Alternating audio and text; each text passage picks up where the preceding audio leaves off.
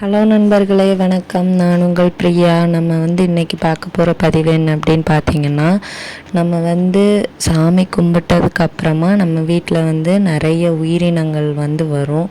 So நீங்கள் இப்போ முருகரை வழிபடுற பக்தராக இருந்தீங்க, முருகர் உங்களுக்கு இஷ்ட தெய்வமாக இருக்கிறாங்க அப்படின்னா கண்டிப்பாக உங்கள் வீட்டுக்கு இந்த மாதிரியான உயிரினங்கள்லாம் வரும். அது என்னென்ன மாதிரியான உயிரினங்கள், எந்த உயிரினங்கள் வருவதுக்கு என்ன மாதிரியான தெய்வ கடாட்சம் நம்ம வீட்டில் இருக்குது, கெட்டது இருக்குது அப்படின்னா என்ன மாதிரியான உயிரினங்கள் வரும், இதை பற்றின பதிவுகள் நம்ம சேனலில் ஏற்கனவே நம்ம போஸ்ட் பண்ணியிருக்கோம். ஸோ உங்களுக்கு வேணும்னா நம்ம சேனலில் போய் நீங்கள் செக் பண்ணி பார்த்துக்கலாம். நான் டிஸ்கிரிப்ஷன்லேயும் அந்த லிங்க் கொடுக்குறேன்.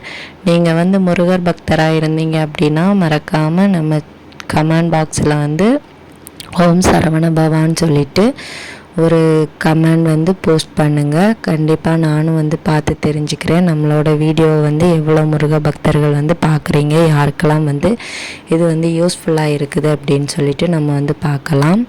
வேல் வேல் முருகா, வெற்றி வேல் முருகா. நம்ம இப்போ பார்க்க போகிறோம்.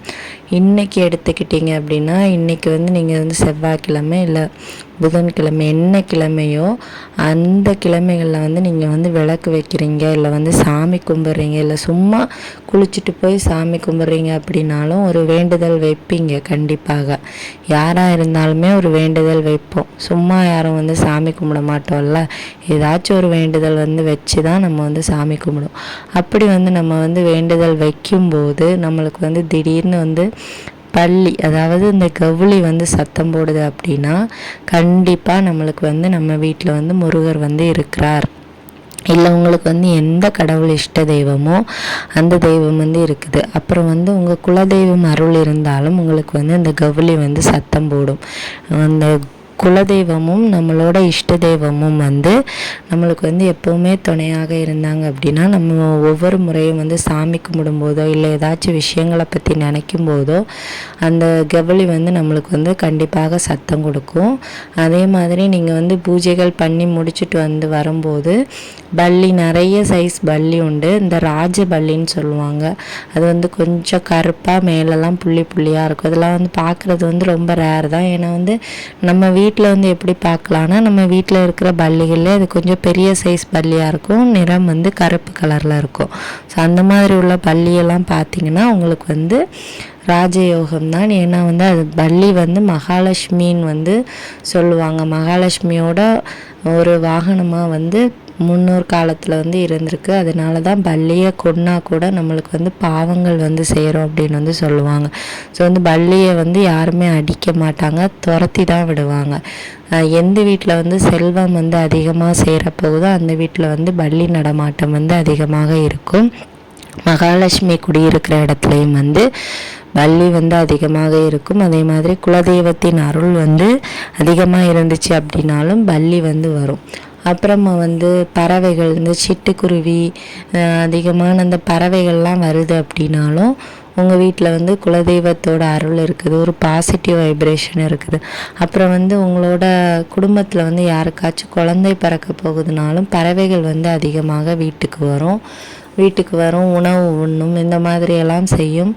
இல்லை யாராச்சும் ரொம்ப நாளாக குழந்தை இல்லாமல் இருக்கிறாங்க அப்படின்னா அவங்களுக்கு குழந்தை செல்வம் கிடைக்க போகுது அப்படின்னாலும் இந்த பறவைகள் அடிக்கடி நம்ம வீட்டுக்கு வரும். ஸோ அதை வச்சு நம்ம தெரிஞ்சுக்க முடியும். வீட்டுக்கு வர்றதோடு மட்டும் இல்லாமல் வீட்டில் கூடும் கட்டும். அந்த மாதிரி இருந்துச்சு அப்படின்னா கண்டிப்பாக நம்ம வீட்டில் ஒரு குழந்தை பாக்கியம் கிடைக்க போகுது அப்படின்னு தாங்க அர்த்தம். அது உண்மை. நீங்கள் வேணால் பாருங்கள். உங்கள் வீட்டில் அதிகமாக குருவிகள் வருது அப்படின்னா கண்டிப்பாக நீங்கள் பாருங்கள் உங்கள் வீட்டில் யாருக்காச்சும் குழந்தை கிடைக்குதா இல்லையான்னு சொல்லிட்டு. அப்புறம் இந்த பட்டாம்பூச்சி, இந்த தட்டான் பூச்சியெல்லாம் வர்றது நம்ம முன்னோர்கள் அருள் இருந்துச்சு அப்படின்னா இதெல்லாம் வரும்.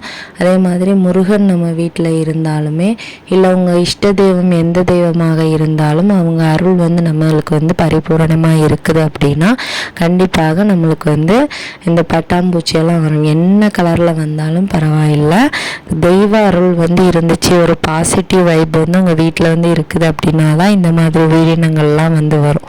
அப்புறம் இந்த நாய் வர்றது, பூனை வர்றது, அப்புறம் இதெல்லாம் வந்துச்சு அப்படின்னா நீங்கள் வந்து மறக்காமல் ஒரு கைப்பிடியாவது அதுக்கு வந்து சோறு போட்டு அனுப்புங்க. கண்டிப்பாக வந்து நாய் வந்து பைரவரோட வாங்கணும். ஒரு பிடி சோறு வச்சிங்க அப்படின்னா உங்களுக்கு வந்து கோடிக்கணக்கான புண்ணியங்கள் வந்து உங்களை வந்து சேரும். கண்டிப்பாக வந்து இதெல்லாம் வந்துச்சு அப்படின்னா துரத்தி விட்டுறாதீங்க. ஒரு வாய் சோறு வச்சு அனுப்புங்க. உங்களுக்கு வந்து உங்கள் பாவத்தில் வந்து பாதியும் குறைஞ்ச மாதிரி இருக்கும். ஸோ வந்து உங்களுக்கு வந்து நிறைய புண்ணியங்களும் வந்து சேரும். உங்களை வந்து சாதாரணமாக வந்து இந்த நாய் பூனையெல்லாம் வந்து உங்கள் வீட்டில் இருக்கிறத தவிர மற்ற மாதிரி இடத்துல வந்து தேடி வந்து நிற்கிது அப்படின்னா கண்டிப்பாக வந்து உங்களுக்கு வந்து கடவுள் அருள் வந்து நிச்சயமாக இருக்குது. ஸோ அதனால தான் வந்து இந்த மாதிரி உயிரினங்கள்லாம் வரும். அதுக்கப்புறமா இந்த நிறைய பேர் வீட்டில் வந்து சேவல், பசுமாடு இந்த மாதிரியெல்லாம் வரும். ஸோ அந்த மாதிரி வர்றதும் வந்து உங்களுக்கு வந்து லக்ஷ்மி கடாட்சியம் அதிகமாக இருந்துச்சு அப்படின்னா நம்மளுக்கு வந்து பசுமாடெல்லாம் வீட்டுக்கு வரும். நீங்கள் வந்து பசுமாடை வந்து பார்ப்பீங்க பூஜைகள் பண்ணி முடித்ததும். அந்த மாதிரி நம்மளுக்கு வந்து செல்வம் வரப்போகுது அப்படின்னாலும் நம்மளுக்கு வந்து இந்த மாதிரி நிகழ்ச்சிகள்லாம் நடக்கும். அப்புறம் வந்து இந்த கருப்பு எறும்பு, குட்டி குட்டியாக எறும்பு, கட்டெறும்பு கிடையாது, கருப்பு எறும்பு வந்து குட்டி குட்டியாக வரும். அந்த மாதிரி எறும்புகள் வந்துச்சு அப்படின்னாலும் அந்த வீட்டில் வந்து செல்வம் சேரப்போகுது அப்படிங்கிறத வந்து உணர்த்துறதுக்காக வந்து இந்த எறும்புகள் வந்து அதிகமாக வரும். அப்புறம் வந்து நம்ம வந்து குலதெய்வத்துக்கு வந்து ஏதாவது படையல் போடலை அப்படின்னாலும் நம்ம வீட்டில் வந்து இந்த எறும்புகள் நடமாட்டம் வந்து அதிகமாக இருக்கும். அப்போ வந்து நம்ம வந்து குலதெய்வத்துக்கு ஒரு பாயாசம்னாலும் வந்து வச்சு கொடுத்தோம் அப்படின்னா அந்த எறும்புகள் வருகை வந்து குறையும். ஸோ உங்கள் வீட்டில் இந்த மாதிரி இருந்துச்சு அப்படின்னா நீங்கள் வந்து இந்த விஷயத்தை வந்து ட்ரை பண்ணலாம். அதுக்கப்புறமா இந்த வந்து சேவல் வர்றது, மயில் வர்றதெல்லாம் வந்து நிறைய பேர் கேட்டிருந்தீங்க. நீங்கள் வந்து இப்போ சிட்டி சைடில் இருக்கிறீங்கன்னா இதெல்லாம் பார்க்குறது வந்து கஷ்டம், உங்கள் வீட்டுக்கு வர்றதும் கஷ்டம். கிராமத்து சைடு இருக்கிறீங்க அப்படின்னா கண்டிப்பாக வரலாம். அதுவும் வந்து எங்கள் ஊர் சைடும் கிராமம்தான். ஆனால் வந்து எங்கள் வீட்டு சைட்லலாம் வந்து பக்கத்து வீட்டில் வந்து பார்த்துருக்கேன். எங்கள் வீட்டுக்கு வந்து எதுவுமே வந்தது கிடையாது.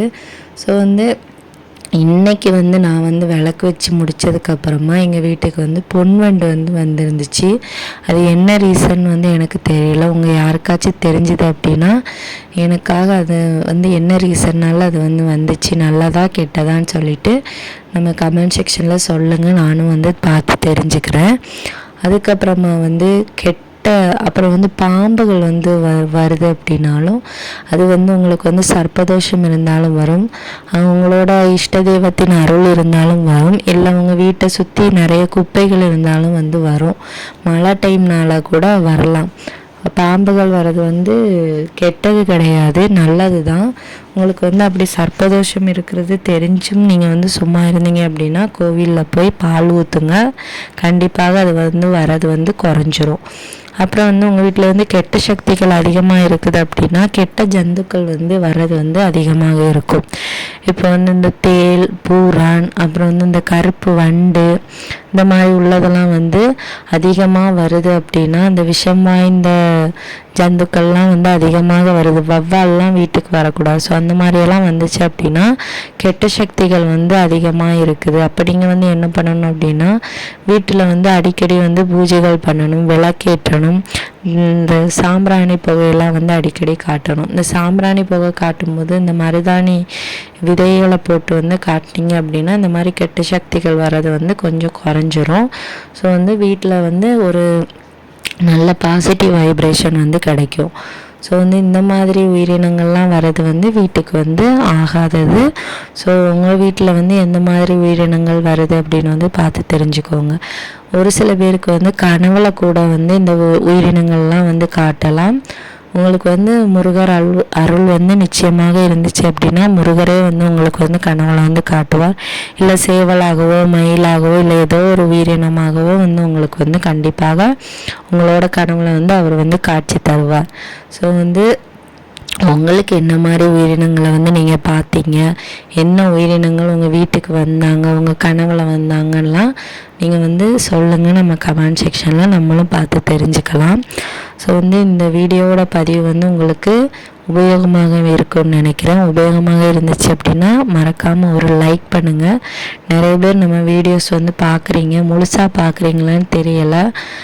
இருந்தாலும் உங்களுக்கு பிடிச்சிருந்துச்சுன்னா ஒரு லைக் போட்டுருங்க. நம் சொந்த கடவுளாகிய அந்த கடவுள் நம் அனைவரையுமே காப்பாற்றுவார். இந்த வீடியோவின் பதிவு உங்களுக்கு வந்து உபயோகமாக இருக்கும்னு சொல்லிட்டு நான் நம்புகிறேன். மறக்காமல் நம்ம பிரியாஸ் லைஃப் ஸ்டைலை சப்ஸ்கிரைப் பண்ணி வச்சுக்கோங்க. இந்த வீடியோவின் முழு பதிவை பார்த்ததற்கு மிக்க நன்றி.